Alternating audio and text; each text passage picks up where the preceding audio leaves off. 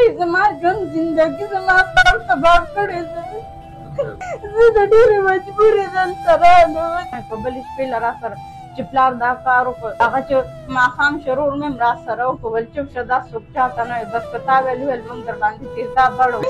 زه د ډېرې مجبورې دلته راغلم چې ما سره بلکل غم قاضي را سره نه کوله، ځینې مړو ما سره غم قاضي نه کوله. دا بالکل د عقل نه بار خبرې دي. زه وایم چې دا به په انګریزانو کې سرو کافرو کې هم چا داسې کار نه کړی لکه نن سبا چې په پښتنو کې دا کار شوی دی. مونږ وایو په مونږ باندې باران نه کېږي، دا ټول جمع په مونږ باندې بغیر د باران نه تېر شو، او په اخره کې چې کله بارانونه شروع شو نو هغه د ګلو په شکل کې د عذابونو په شکل کې په مونږ باندې بارانونه کېږي. په مونږ باندې به څه باران وشي چې یو پلار رالګي او هغه د خپلې لور سره داسې نازیبا حرکات کوي، داسې بدکاریانې کوي، او بل طرف ته رور رالګي هغه د خپلې خور سره زنا کوي. آیا داسې معاشره کې به مونږ د خیر د رحمت د باران تمه ولرو؟ په داسې معاشره کې الله په مونږ باندې د کاڼو باران ونه کړي، پاتې لا د رحمت باران. دا څه بل څوک نه دي، ځان ته پښتانه وایي، د صوابۍ اوسېدونکي دي، ضلع صوابۍ، او دا رالګي د خپلې لور سره 20 کاله زنا کوي. 1 ورځ هم نو، 2 ورځې هم نو، میاشت هم نو، 1 کال هم نو، 2 هم نو، 20 کاله زنا کول د خپلې لور سره. او دا لور یې وایي چې کله زما د ماما خوری نه هغه زما خواله رال، زما سره دا غلط کار وکړو، ما دې خپل پلار ته وویل چې دغه ستا خوری نه زما سره داسې حرکت وکړو.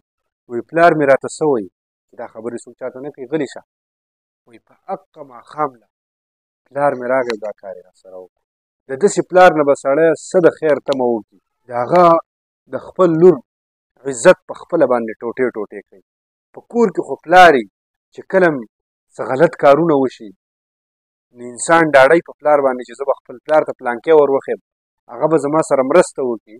خو چې پلار په خپله باندې داسې دی نو تاسو ووایئ د دې جنۍ سره څومره ظلم شوی دی. بیا 1 کس نه، 2 نه، 4 کسان، یو یې دا پلار، یو د دې جنۍ دا رور یعنې د پلار زوی، او 2 خورینه.